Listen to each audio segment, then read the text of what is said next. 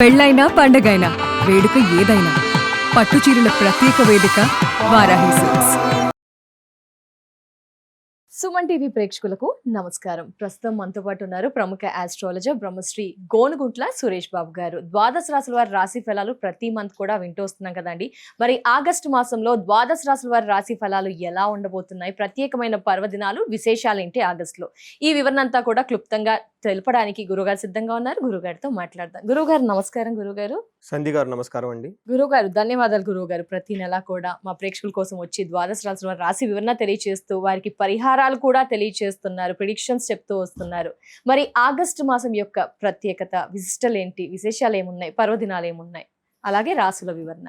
So ముందుగా August month యొక్క విశిష్టత, అందులో ఉన్న విశేషాలు, పండగలు, పర్వదినాలు మనం ముందు చెప్పుకుందాం. ఫస్ట్ ఒక 1-2 మినిట్స్ అక్కడ నుంచి 12 రాసుల వారికి ఎలా ఉండబోతుందో చూద్దాం. ఇక్కడ 2 వర్షన్స్ చూసుకుందామండి. ఫస్ట్ ఆగస్టు మంత్ మనకి సంకటహర చతుర్థి నుంచి స్టార్ట్ అవుతుందండి. సంకటహర చతుర్థితో క్లోజ్ అవుతుంది. అంటే 2 సంకటహర చతుర్థుల మధ్య చతుర్థి మధ్య ఈ టోటల్గా మంత్ ఉందని మనం చెప్పుకోవాలండి. ఇందులో చాలా ముఖ్యమైన పండగలు అవన్నీ ఉన్నాయండి. ఫస్ట్ మనకి సికింద్రాబాద్ బోనాలు, హైదరాబాద్ బోనాలు స్టార్ట్ అవుతాయండి. అక్కడ నుంచి గుర మౌఢ్య త్యాగం అంటారు. ఇప్పటిదాకా మోడం నడుస్తుందండి. ఈ మోడంలో పెళ్ళిళ్ళు కానివ్వండి, తర్వాత శుభకార్యాలు కొన్ని నిషేధించబడినాయి కాబట్టి వివాహాలు లాంటివి ఇప్పుడు మోడం అయిపోతే ఇవన్నీ చేసుకోవచ్చు. ఇది ఒకటి. రెండోది మనకి శ్రావణ మాసం స్టార్ట్ అవుతుందండి. అక్కడ నుంచి వరమహాలక్ష్మి వ్రతాలు, హోమాలు, శుక్రవారాలు. శ్రావణ మాసం అనగానే మనకి పాశుపత అభిషేకాలు, రుద్రాభిషేకాలు ఎక్కువగా చేసుకుంటూ ఉంటారనమాట. తర్వాత మనకి వరమహాలక్ష్మి వ్రతం అందరికీ ఇష్టమైనది. మనకి అది వచ్చేటప్పటికి మనకి ఎప్పుడు జరుగుతుందంటే 21st వరమహాలక్ష్మి వ్రతం ఉంది. తర్వాత మనకి నాగ పంచమి కూడా ఉందండి. ఇది 17వ తారీఖు ఉంది. నాగుల పంచమి, నాగుల చవితి, నాగ పంచమి అంటారు. ఇది అయిపోయిన తర్వాత మనకి అమ్మవారికి సంబంధించిన జంజాలు మార్చుకుంటూ ఉంటారండి. రాఖీ పౌర్ణమి అంటూ ఉంటారు. తర్వాత గాయత్రి మాత పుట్టినరోజు అని ఉంటారు. యజుర్వేదం వాళ్ళంతా జంజాలంతా మార్చుకుంటారు. వెరీ వెరీ ఇంపార్టెంట్ సంధ్యావందనం చేసే వాళ్ళకి. నెక్స్ట్ మనకి లాస్ట్లో అగైన్ సంకటహర చతుర్థితో ఈ మాసం అంతా ముగిసిపోతూ ఉందండి. ఇందులో ఈ విధంగా అనేక రకాలైన పండగలు, విశేషాలు, చాలా విశిష్టతలన్నీ కలిగి ఉన్నారండి. సో ఇది అంతా ఒక పక్కన అయితే మనకి జ్యోతిష శాస్త్రం ప్రకారం 4 గ్రహాలు మారుతూ ఉన్నాయండి. సో ఈ 4 గ్రహాలు మారే వాటిలో ఫస్ట్ వచ్చేటప్పటికి శుక్రుడు ఆగస్టు 1నే మారుతూ ఉన్నారండి. తర్వాత సెకండ్ గ్రహం కుజుడు ఆగస్టు 2న మారుతూ ఉన్నారు. బుధుడు వచ్చేటప్పటికి ఆగస్టు 5th. అంటే ఆగస్టు 1st, 2nd, 5th 3 గ్రహాలు మారుతున్నాయి. ఆగస్టు 17th సూర్యుడు మారుతూ ఉన్నారు. 4 గ్రహాలు మారుతున్నాయి. సో టోటల్గా ఇలాంటి పర్వదినాలు కలిగిన ఈ శ్రావణ మాసంలో 4 గ్రహాలు మారటం వల్ల మనకి 12 రాశుల వారికి ఎలా ఉందో మనం చూద్దాం. గురుగారు మరి మకర రాశి వారికి ఆగస్ట్ అంతా కూడా ఎలా ఉండబోతుంది? మకర రాశి మనం గమనించుకుంటే దాదాపు 80% వరకు బాగుందండి. సహజంగా ఈ రాశి వాళ్ళకి బాగుందండి. పెద్ద గ్రహాలు బాగున్నట్టు శని దగ్గర నుంచి గురు, ఇది 2 గ్రహాలు బాగున్నాయి అనుకూలంగా. అందులో ఇప్పుడు మారుతున్న గ్రహాలు కూడా 3 గ్రహాలు అనుకూలంగా ఉన్నాయి. దాదాపు ఇదిగో అదిగో అనుకుంటా మెజారిటీ ఆఫ్ ది గ్రహాలన్నీ అనుకూలంగా ఉన్నాయి. ఒక బెస్ట్ టైం అని చెప్పుకోవచ్చు. అందులోనూ మనకి ఇందులో ఉన్న నక్షత్రాలు చూసుకుంటే ఉత్తరాషాఢ 2, 3, 4 పాదాలు, శ్రవణం 1, 2, 3, 4 పాదాలు, ధనిష్ట 1, 2 పాదాలంతా ఇందులో ఉంటుంది. మనకి ఇందులో పేరు బలం బట్టి మనం చూసుకుంటే భో, జాజీ, జూజే, జో, ఖా, గాగి అన్న లెటర్స్ మనకి ఇందులో ఉంటాయండి. ఇందులో ఉన్న మకర రాశి మనం గమనించుకుంటే ఈ గ్రహాలు మార్పు వల్ల వీళ్ళకి ఎలా ఉంటుంది అని చూసుకుంటే, ఎప్పుడైతే సూర్యుడు వీళ్ళకి 8th హౌస్లో రాబోతున్నారండి, తద్వారా వీళ్ళకి ఏదో ఒక పీడించబడినట్లు పరిస్థితి ఉంటుంది. పీడ అంటారు. అది హెల్త్ కానివ్వండి, లేదంటే బయట నుంచి ప్రాబ్లమ్స్ వచ్చేసి ప్రాబ్లం అవుతుంది. 6వ స్థానంలో కుజుడు ఉండటం వల్ల సంపదలు ఉంటాయి అని చెప్తారు. 7వ స్థానంలో బుధుడు ఉండటం వల్ల విపత్తి, అనుకున్న పనులు కాకుండా ఆటంకాలు ఉంటాయని చెప్తారు. తర్వాత 9వ స్థానంలో శుక్రుడు ఉండటం వల్ల చాలా గెయిన్ ఉంటుంది. అటు ఇంటి విషయాల్లోనూ బయట విషయాల్లో gain and happiness through wife, through partners అని చెప్పేసి మనకు చెప్తూ ఉంటారు. స్త్రీ సుఖాప్తి అని చెప్తారనమాట. మనకి ఇక్కడ ఇవి చూసుకుంటాం అనుకోండి, ఒక్క సూర్యుడు ఇబ్బంది పెట్టే పరిస్థితిలో ఉన్నాడు కాబట్టి మిగతా గ్రహాలంట అంత ఇబ్బంది పెట్టేయంలో. అందులోనూ మిగతా 2 గ్రహాలు చాలా బాగున్నాయని చెప్పుకోవచ్చు. అందులోనూ బాగా సపోర్ట్ ఇచ్చింగ్ ఒక గ్రహం కుజుడు బాగున్నారు, శుక్రుడు బాగున్నారు, బుధుడు 50-50గా ఉన్నారు. బట్ కొంచెం ఇబ్బంది పెట్టేది సూర్యుడు అని మనం చెప్పుకోవచ్చు అండి. ఇందులో మనం చూసుకుంటాం అనుకోండి, సూర్యుడు 8th హౌస్లో ఉంటే ఏం జరుగుతుంది?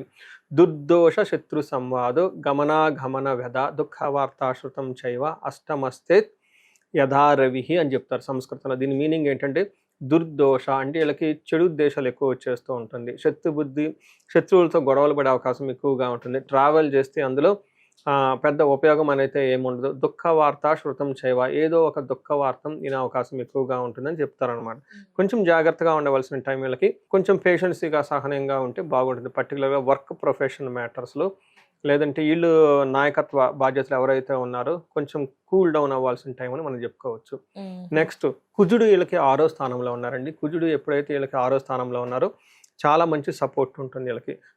శత్రువులపైన విజయం కానివ్వండి, లేదంటే హెల్త్లో చాలా చక్కగా బాగా త్వరగా రికవరీ అవటం, ఇలాంటి కాంపిటేటివ్ ఎన్విరాన్మెంట్లో బాగా ముందుకు వెళ్ళిపోతూ ఉంటారని చెప్పుకోవచ్చు అనమాట.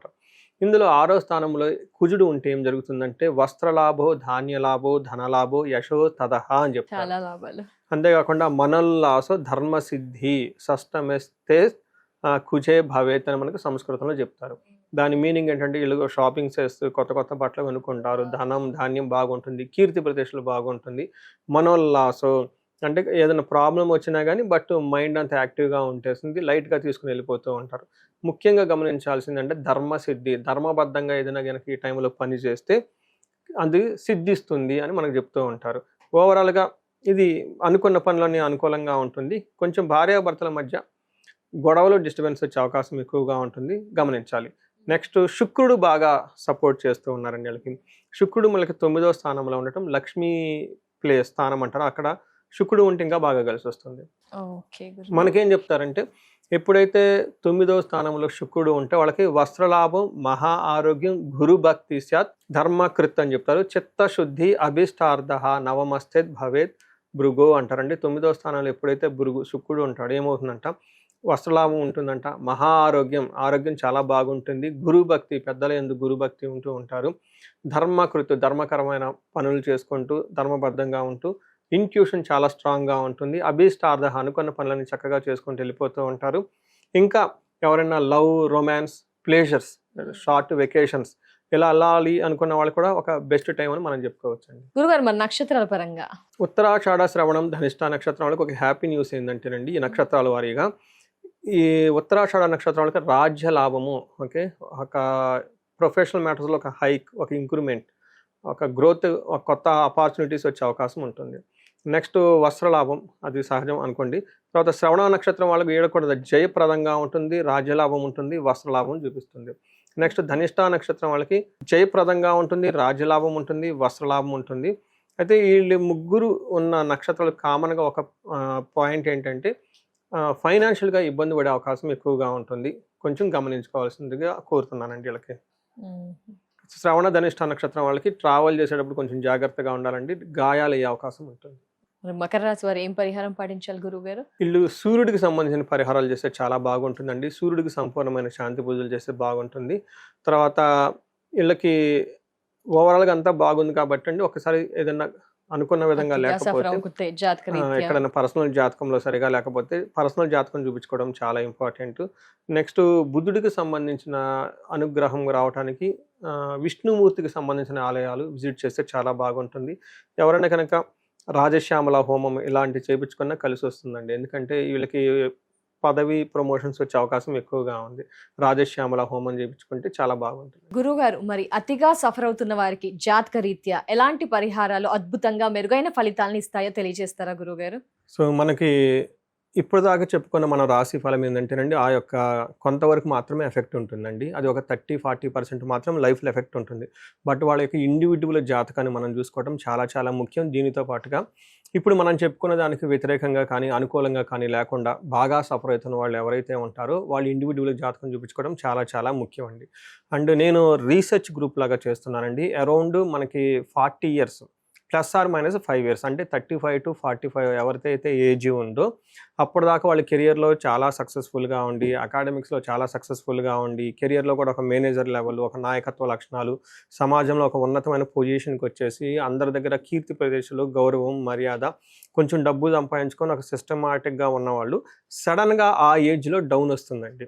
దీనికి మిడ్ లైఫ్ క్రైసిస్ అని చెప్పేసి మనకు అంటూ ఉంటారు జనరల్గా మోడర్న్ సైకాలజీలో. హార్మోనల్ చేంజెస్ అని, పోస్ట్ మెనోజ్ అని, ప్రీ మెనోపాజ్ అని రకరకాల పేర్లతో చెప్తూ ఉంటారు.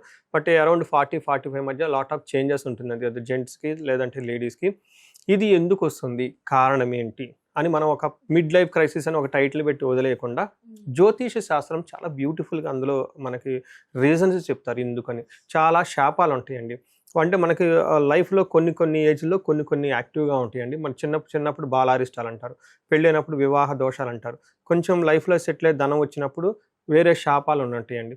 తర్వాత ఈ శాపాలు ఇంకా ఏమైనా ఉన్నాయి అనేది యాక్టివ్ అవుతున్నాయో చూసుకోవాలండి. సో నా రీసెర్చ్లో ఎవరైతే ఇలా సక్సెస్ఫుల్ ట్రాక్ రికార్డు ఉండి సడన్గా ఆగిపోయారు, బ్లాక్ అయ్యారంటే ఖచ్చితంగా వాళ్ళ దాంట్లో శాపాలు యాక్టివేట్ ఉంటాయండి. సో ఇది ఎప్పుడైతే నేను ఈ మెసేజ్ చెప్పుకుంటూ వస్తున్నాను లాస్ట్ 4-5 months నుంచి వచ్చిన హారోస్కోపులు మొత్తం ఇలాంటి కాలసర్ప దోషాలని, పితృదోషాలని, మాతృదోషాలని, మాతృశాపాలని, ఇలా మనకి శాపాలని ఉంటాయండి. దాదాపు ఒక 7-8 బాగా పవర్ఫుల్ శాపాలు ఉంటాయి అనమాట. అలానే గ్రహ దోషాలు ఉంటాయి అనమాట. అవి ఎంత చేసినా కానీ పోవన్నమాట. ఇవి జనరేషన్స్ నుంచి వస్తాయి. మొన్న రీసెంట్గా కూడా ఒకళ్ళు వచ్చారండి, చూసిన వెంటనే చెప్పాను మీ అబ్బాయికి త్రిపిండి దోషం ఉంది, అది వీళ్ళ చేసిన వల్ల రాదు, వీళ్ళ యాన్సిస్టర్ చేయటం వల్ల.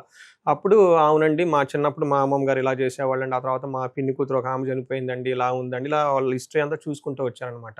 ఇలా జనరేషన్స్ నుంచి ఎప్పటి నుంచి ఉన్న టఫ్ అయిన ప్రాబ్లమ్స్ ఉంటే ఇవన్నీ వస్తూ ఉంటాయండి. ఒకసారి హారోస్కోప్ చూపించుకోవటం ఎంతైనా ముఖ్యం. ఇమ్మీడియట్గా పరిష్కారాలు చేసుకొని పరిహారాలు చేసుకుంటే లైఫ్ అనేది ఆ బ్లాక్ పై ముందుకెళ్ళిపోతారండి. నెక్స్ట్ ఇండివిజువల్గా ఎవరైనా ధనానికి విపరీతంగా బాధపడుతూ ఉంటే స్వర్ణలక్ష్మి విశేష హోమం అని ఉంటుందండి. రాబోయేది వరమహాలక్ష్మి. మనం శుక్రవారాలు చక్కగా చేసుకుంటాం కాబట్టి ప్రతి ఒక్కళ్ళు దాన్ని సద్వినియోగం చేసుకోవాలండి. నేను మా ఫ్రెండ్ ఒకళ్ళు ఉన్నారండి, వీళ్ళు ఇవన్నీ నమ్మరు. ఫ్రెండ్ కాబట్టి ఓకే వెళ్ళిపోతుంది, నా ప్రొఫెషన్ అని, ఆయన ప్రొఫెషన్ ఆయన ఈ మోటివేషనల్ స్పీకరు గైడెన్స్ ఇదంతా ఇస్తూ ఉంటారు, ఇంగ్లీష్ బుక్స్ అవన్నీ చదివేసి నమ్మరు వాళ్ళు బేసికల్గా. సో ఏదో ఒక సందర్భంలో వాళ్ళ ఇంట్లో నేను కుబేర పాశుపత అభిషేకం చేయించాల్సి వచ్చింది.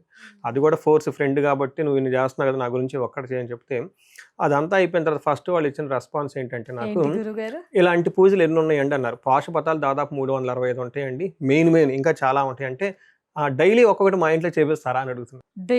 డైలీ ఒకటి ఏమని చెప్పేసి చూడండి. అంటే ఆ మంత్రాలకి ఆ వైబ్రేషన్స్ అలా ఉంటుందండి. ఇప్పుడు ఒక చిన్న మాట మిమ్మల్ని అలా అంటే నెగిటివ్గా ఫీల్ అయిపోతాం.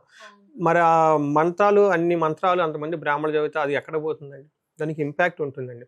అందుకని ఇలాంటి పరిష్కారాలు చక్కగా చేసుకుని లైఫ్లో 10 అంతలు ముందుకెళ్ళాలని చెప్పేసి నేను కోరుకుంటున్నాను. వచ్చేది స్వర్ణలక్ష్మి, మనకి లక్ష్మీ వ్రతాలన్నీ ఉన్నాయి కాబట్టి స్వర్ణలక్ష్మి అభిషేకం ఉంటుంది, పాశుపత అభిషేకం, విశేష హోమం ఉంటుంది. అందరూ చక్కగా సెలబ్రేట్ చేసుకొని ధనవంతులు కావాలని చెప్పేసి నేను కోరుకుంటున్నాను. ఏదైనా కనుక వివాహానికి కనుక ప్రాబ్లంగా ఉంటే అన్యోన్య దాంపత్య పాశుపత అభిషేకము, హెల్త్ బాగా లేకుండా ఉంటే మనకేమని చెప్తారంటే మృత్యుంజయ పాశుపత అభిషేకము, హోమము, కాలసర్ప దోషము, త్రిపిండి దోషము, ఇవి ఇలా ఎనీథింగ్ వాళ్ళకి ఎక్కడైనా కనుక ఛాలెంజ్ ఉంటే ఇమ్మీడియట్గా ఒకసారి అపాయింట్మెంట్ తీసుకొని జాతక చక్రం చూపించుకొని దాని కారణాలు ఏంటో పరిష్కరించుకొని ఇమ్మీడియట్గా పరిహారాలు చేసుకుంటే 3 to 6 months మొత్తం లైన్లో పడిపోతారండి. సో ఎన్నో కేసులు చేస్తున్నాను. ఇది మహర్షులు ఇచ్చిన ఈ జ్ఞానాన్ని, మన పెద్దవాళ్ళు ఇచ్చిన ఈ మంత్రాలని వీటిని ఉపయోగించుకొని లైఫ్ 10 అంతలు వెళ్ళాలని చెప్పేసి నేను కోరుకుంటానండి. అందరికీ అష్టలక్ష్మిలు ఉండాలని చెప్పేసి, కృపా కటాక్షం కలగాలని, భోగభాగ్యాలతో అందరూ వృద్ధి చెందాలని చెప్పేసి కోరుకుంటున్నానండి. నమస్తే. ధన్యవాదాలు గురువు గారు. రాశి వివరణ, ప్రిడిక్షన్, పరిహారాలు, అలాగే అతిగా సఫర్ అవుతున్న వారికి కూడా పరిహారాలు తెలియజేసినందుకు చాలా ధన్యవాదాలు గురుగారు. నమస్కారం. నమస్తే.